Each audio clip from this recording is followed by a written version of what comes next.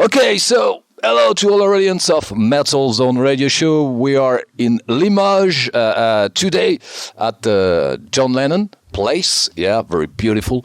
So we have the huge pleasure to be with, you know him, Phil from SACRED REICH. Hello, Phil, how are you? Great. We're good. You know, it's funny. I saw this date on the tour list, and I said, the Beatles are my favorite band, and John Lennon is my favorite Beatles, so today's going to be a great day. Okay. So thank you for taking time to answer some questions. How are things in your life at the moment? Great. Couldn't be better. I mean, we're really excited to have a new record after, 23 years. In many ways, we probably never thought we would, so it's kind of like a very nice surprise. And, to have Dave back in the band, to have Joey in the band now, to be able to play new music. And it's just, everything's going really great. Happy for you. So, this year, 2019, marks the release of the band's, fifth studio album, Awakening. 23 years after the Heal album. Between all the swings and roundabouts, when was the decision made to finally lay down a new album?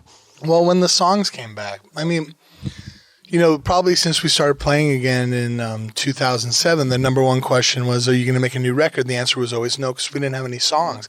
And we tried, and it just wasn't happening. So, I think when we were active, it was, my friend made a point. He said, it's kind of like your head's like a radio station, and the songs come in.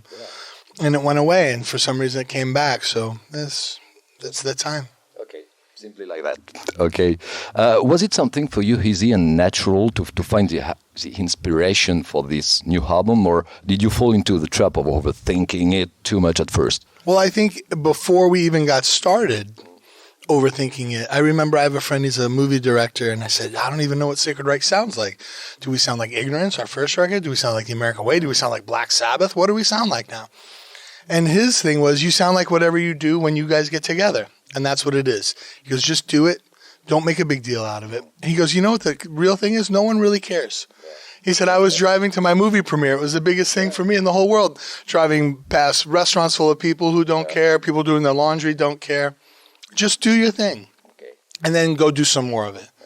The thing is, don't make it so precious. Just do it. Just do it. And it was very freeing to hear that. And then when the songs came back, it was just like, here's the songs. We're not going to overthink it too much, Okay. And what about the composition of this new album? Did everyone participate to it, or?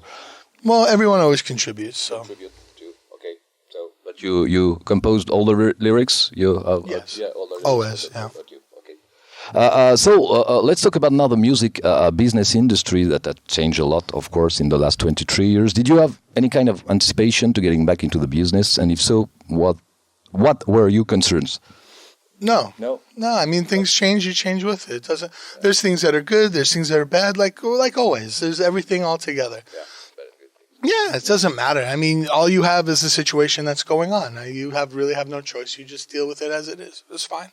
Okay. I think it's great. I mean, I think it's wonderful. People have more ways to hear music. There's lots of bands. There's lots of stuff for people.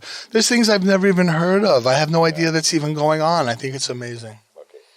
So you are signed on Metal Blade Records. Mm-hmm. Did you have many offers of labels? We didn't really. Metal Blade was always our home, and Brian's always been a fan since 1986, and we have a great relationship with them and always have. So we really didn't even talk with anybody else. It was never even really a thought of us to go anywhere else. So something natural for you. That's the whole theme of everything. Just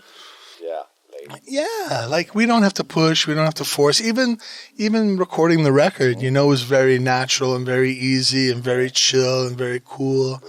And that's kind of how we want things to be in general. Just go with it. Don't make a big deal. These are not things that should be difficult. These are things that should be fun and easy and positive. And as long as you have the right attitude towards everything stays like that. Okay. And what about the recording? Did you have your home studio, or does it work with SACRED REICH? There's a studio in Phoenix that we recorded at. Yeah, professional studio. We're not going to record in our bedroom after 23 years. No, we go to a nice place. Yeah, it's called the Platinum Underground. It's a really great studio. Okay, perfect. for Sacred Reich. So you were talking, yes, about the return of Dave behind the kit, and you have a new guitarist, Joey. So it seems like there's a genuine feel-good vibe coming from the Sacred Reich camp when we listen to the album. Would you agree with that? Yes, my sincerest hope is that people have a little bit of that feeling when they listen to it that we had when we were making it. Because we talk about it. You can't separate the final result from the actual process of doing it. So if the process along the way is cool and chill and fun, the outcome should be cool and chill and fun. And when people hear it, hopefully they get that. And that's like, I know how we felt making it. And when we were done, we felt like it's really something special for us. Yeah. Everything that went into it, all the obstacles that we overcome getting here, our entire lives getting to this point, everything that Dave went through and all the struggles that he went through coming back, and then losing Jason like at the very last minute, and going in the studio and overcoming that. And it's still everything just being very positive. And it sounds a little cheesy, but like almost magical. Like Dave goes, I was getting emotional. I go, me too, man. Like that first day, we're like, really? Are we doing this? It was like a big deal. So that's crazy. Yeah. Okay, cool. We're talking about you a little bit because I read it. Can you tell us about your spiritual awakening and your relationship to Buddhism? Because I read that on an interview. Right. It's now it's been about 20 years. Yeah, and I was at a point in my life where everything was falling apart, and I was like, man, how'd you get here? And I was like, well, you did it. You did everything. Everything you did and thought got you to this point. And then karma became very clear to me at that point. And it was something like when I was 18 and when I was 18, studying in college, it made the most sense to me. But it wasn't until 12 years later when I became 30, I actually started practicing. So for me, it's been the most important thing in my life, because it allows me to understand how things are and be the person I want to be. So that's best for my family and my friends and everything that I do. And for me, it's really good. Yeah.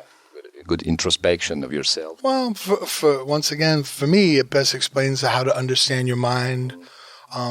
When you stop and when you really get into it, you realize that all the problems that we have are self-created. Yeah. My teacher would say, there's a struggle with life, sure. Being born is a struggle. Aging, sickness, death, sure. It's all a struggle. It's natural. Yeah. But then there's a struggle with the struggle. That's the self-created one. So this is the one that we work on. Yeah. Let the things be as they are, but we don't have to make our own trouble. And most of the problems is just shooting ourselves in the foot time and time and time again. So if we can just stop that, our life becomes a lot better. So that's, for me, Buddhism. Yeah. Did you keep contacts with the past members of the bands? Oh, with Greg? Greg. We don't really talk much. No. We're all doing our own thing, you know what I mean? Next question. So, you are playing today at Limoges. We are in Limoges, France. You do 4 shows, I think, in France. 4 shows. 4 shows? I think 3, right? 3? There's Lyon, here, and outside Paris. Okay. I think 3 shows. Yeah, 3 shows. Sorry, 3 shows. Close, very close. Yeah. But the tour, there is a lot of dates on this European tour. So what are your plans after crossing Europe until mid-December for this Awakening tour? Well, we just got done doing 2 months, 50 shows in the U.S. And then we came straight here. And then end of February, we go to Japan, Australia, New Zealand. We're playing shows with Violence. That'll be a lot of fun. And then we have some plans for another U.S. tour in March in the U.S. And then coming back doing festival stuff in the summer, and then probably some more stuff in the U.S., maybe South America, and then back Europe next winter. Very busy. Yeah, and then just keep going, there's this, it's started, here we go. So, to conclude this little interview, did you have some words and something to add and some words for your French fans? Because I know there is many a very wide base fan base here in France. Sorry. Well, one of the things that I talk about every night, and I think it's important that people hear, is that from the bottom of our hearts, we say thank you to the fans. And I think fans don't realize their contribution because, you know, they go to they like your band, they buy a CD or a T-shirt and they go to a show and they think, but without the fans, we don't get to do this. Without the support of the people, there's no band. And it's just simply that. As much as we would like to do it, without the fans, we don't get to do it. So we owe everything. And I don't think the fans understand. So from us to you, thank you so much. I saw Stevie Wonder play once, and he was talking about his mother had recently passed away. And his mother was encouraging him to get it back out on the road. And he came out before the show, and he said to everyone in the whole arena, thank you for giving me and my mother such a wonderful life. And I thought, I go, you're making me cry before you even start playing, you know? But, I mean, it's real, and I think that people need to hear it, so thank you.